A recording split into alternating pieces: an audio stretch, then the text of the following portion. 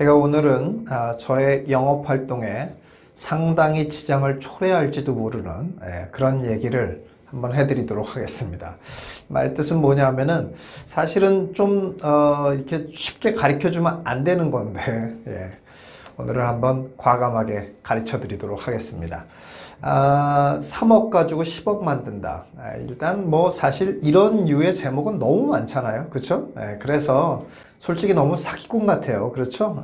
그런데 제가 오늘은 진짜로 현실에서 일어나는 일이고 그리고 여러분들이 다 조금만 노력하면 다 할 수 있는 진실된 얘기를 하나 해드리도록 하겠습니다.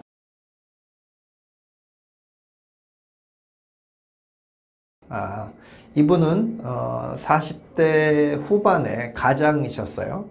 그리고 평생 모은 돈이 한 3억 정도 되는 돈을 갖고 있었어요. 그래서 3억 정도 되는 거를 가지고 전세를 살고 있으셨던 분이셨어요. 여러분 그러면은 이분의 생활 수준은 어느 정도입니까?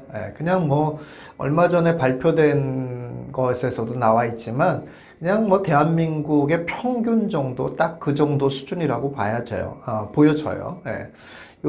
이 정도 되시는 분이셨는데 뭐 당연히 내 집 마련이 꿈이시겠지 않습니까? 그동안 이사 다니는 것도 이런 것도 힘들고 자 그러던 중이었습니다. 그래서 이제 이분도 집을 좀 마련해야 되겠다 이런 생각을 했어요. 그런데 여러분 그냥 딱 생각해도 그렇지만 3억 전세로 사는 정도라고 그러면 서울에 뭐 이렇게 중심권이나 이런 데는 아닐 거잖아요. 조금 변두리에 사셨습니다. 그런데 내 집 마련은 해야 되겠다. 무리하게 대출을 끼고 이렇게는 못 하겠는 거예요. 겁도 나고 뭐 그런 거에 대한 개념도 없으시고 그러니까 이렇게는 못 하겠는 거예요. 그런데 마침 그 살고 있는 동네 주변에서 소규모의 택지 개발을 했습니다. 그래서 이분이 생각을 한 거예요. 저기 들어가서 살면 좋겠다. 저거를 하나 사면 좋겠다. 라고 생각을 한 거예요. 그런데 여러분들 그런 조금 외곽의 소규모의 택지 개발 지구 뭐 투자성이 많이 있겠습니까? 없겠습니까? 별로 그렇게 있어 보이지는 않잖아요. 그렇죠? 그리고 이분도 뭐 그렇게 뭐 투자에 대한 공부도 많이 하시고 이런 분도 아니셨기 때문에 뭐 그런 개념도 좀 별로 없었어요. 그야말로 그냥 내 집 마련 요게 목표였어요. 자 그래서 그분이 청약 통장을 활용해서 청약을 넣습니다. 결과는 어땠을 것 같아요? 결과는 미달이 났습니다. 그래서 너무 안타깝게도 그냥 청약 통장을 안 써도 되는 거를 청약 통장을 써서 당첨이 됐어요.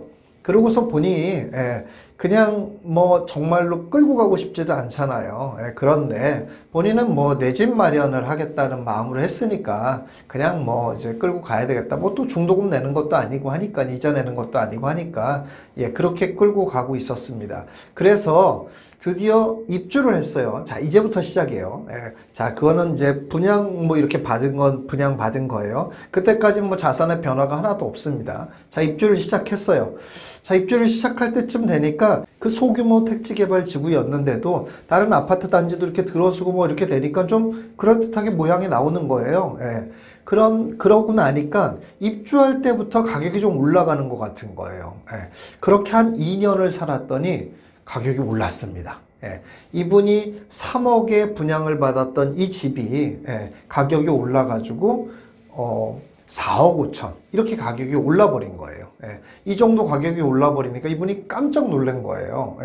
깜짝 놀랐습니다. 그렇잖아요. 평생 3억을 모았는데 불과 뭐 한 2년 만에 한 1억 5천이 올랐으니 얼마나 놀랐겠습니까? 자, 그런데 이분이 이제 그렇게 그 택지 개발지구에 이렇게 살다 보니까 어떻습니까?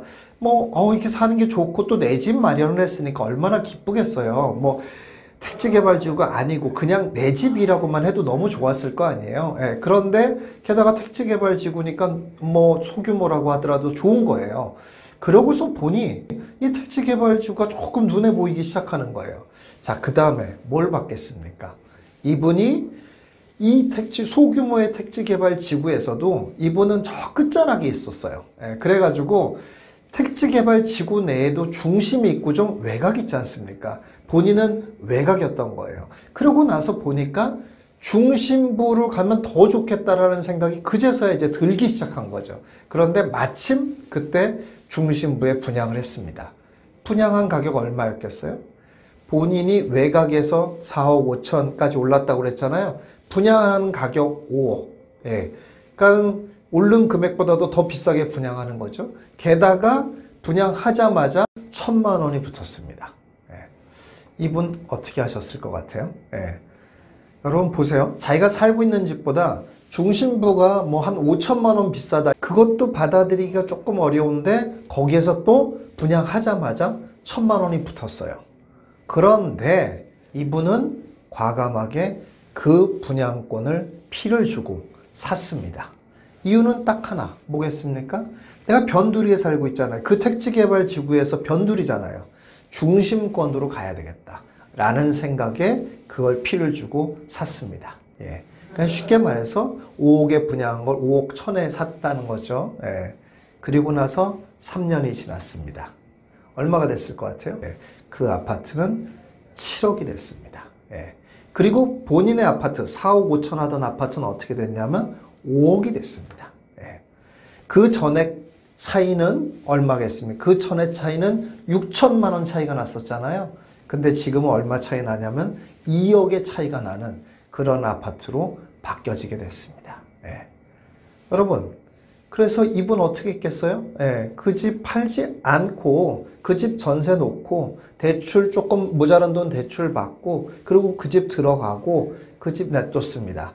왜냐하면 1가구 1주택, 일시적인 1가구 1주택 이용할 수 있잖아요. 그렇게 하고 봤더니 순자산이 얼마? 예. 10억이 되더라. 그런 얘기입니다. 자, 여러분. 이 얘기 제가 뻥으로 하는 얘기 같습니까? 아니면 어쩌다가 일어나는 얘기 이렇게 하는 것 같습니까? 예. 아니죠. 예. 누구나 할 수 있는 일이죠. 누구나 할 수 있는 일입니다. 자, 여기서 이 사람이 쓴 누구나 할 수 있는 그 기법이라는 거. 이건 뭡니까? 예. 뭐를 해가지고 도대체 3억을 10억으로 만든 걸까요? 뭐예요?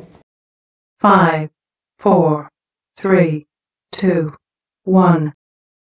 바로 갈아타기 기법입니다. 예. 갈아타기 기법을 이용해서 3억의 재산을 10억으로 만든 거예요. 별 대단한 걸 하지 않고 오직 갈아타기만 한 것만으로도 3억에서 10억을 만드는 이런 놀라운 일을 만들었다는 거예요. 예. 이런 일을 보통 사람들이 아주 할 수 없는 일이냐? 그렇지 않다는 거예요. 보통 사람도 얼마든지 할 수 있다는 거예요. 근데 이 작은 갈아타기의 기법 같은 이 별거 아닌 것 같은 이 기법을 사실은 보통 사람들은 잘 생각해내지 못합니다. 그런데 이 기법을 여러분들이 잘 이해하시면 여러분들이 이렇게 재산을 3억을 10억을 만드는 일을 만들어낼 수 있다는 거예요. 자, 그러면 뭐 아무거나 막 갈아타기만 하면 막 이렇게 돈이 불어나는 겁니까? 예. 그렇지 않죠. 몇 가지 좀 정리를 해볼게요. 갈아타기라는 거는 일단 무슨 말이냐면, 이분이 한 것처럼 어떻게 갈아타라는 얘기예요? 구축에서 신축으로 갈아타고, 또 어떤 것들이 있겠어요? 비노야래라서 노얄로 갈아타고, 뭐 쉽게 말해서 1층, 저층 뭐 해 안 들어오는 거, 이런 거에서, 해 잘 들어오고, 남양, 그리고 뭐 높은 층, 뭐 이런 거로 갈아타고, 그리고 조망 없는 데서 조망 있는 데로 갈아타고, 택지개발지구가 아닌 데서 택지개발지구에 있는 아파트로 옮겨 타고, 이런 거를 하는 거예요. 이게 바로 갈아타기예요. 자, 그런데 여러분들, 이런 얘기를 하니까 이렇게 금방 생각이 드시는 분들이 있을 거예요. 아이, 그거 누가 몰라요? 그거 갈아타면 좋은지. 아, 근데 너무 비싸고 돈이 너무 많이 차이 나니까 못 하는 거잖아요. 이렇게 얘기하시는 분들이 있을 거예요. 바로 그겁니다. 그렇게 많이 차이 날 때 갈아타는 게 아니에요. 갈아타기의 기법. 두 번째. 이게 뭐냐? 갈아타기를 해서 큰 돈을 벌려면은 갈아탈 때 차이가 많이 안 날 때 갈아타야 되는 거예요. 그래야 큰 이득을 보게 되는 거예요. 자, 아까 사례 한번 다시 볼까요? 그분 갈아탔죠. 그런데 어디라고 그랬어요? 변두리라고 그랬죠. 변두리의 택지개발지구, 그것도 또 소규모의 택지개발지구라고 그랬죠. 그러니까 사람들이 별로 안 찾는 곳이잖아요. 그런 데다 보니까 핵심, 중심부에 있는 것과 변두리가 별로 차이가 안 나는 거예요. 바로 그때 갈아탔기 때문에 그것이 나중에 큰 차이가 나는 거예요. 예.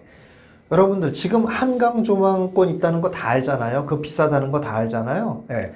지금 그런 한강 조망권을 비싼 돈을 주고 사봐야 비노얄과 나중에 차이가 많이 날까, 더 많이 날까요? 그러기는 힘듭니다. 예. 혹시 많이 났다고 느낀다면 그건 뭐냐면은 그건 그냥 돈을 더 많이 투자했으니까 그것만큼 더 늘어난 거예요. 퍼센테이지는 똑같이 늘어나는 거죠. 아니 어쩌면 더 덜 늘어날 수도 있어요. 예. 그렇게 가는 게 아니고 별 차이가 없을 때, 그럴 때 노얄로 갈아타야 된다는 거예요. 예, 그렇습니다. 그렇게 되면 여기가 주목받고 여기가 더 좋아지는 시점이 되면 그 차이는 더 커지게 된다. 그런 얘기예요. 그렇다면 여러분들 답 나왔습니다. 예. 뭐예요? 아까의 사례처럼 여러분들 아직도 노얄과 비노얄, 그리고 좋은 것과 안 좋은 것, 구축과 신축, 이런 것들의 차이가 크지 않은 곳들이 있죠. 이런 데를 공략하는 것.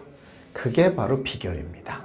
그렇게 할 눈만 가지실 수가 있으면 여러분의 자산도 몇 년 안에 빠르게 증가할 수 있는 아주 쉬운 방법이 된다. 그런 말씀입니다.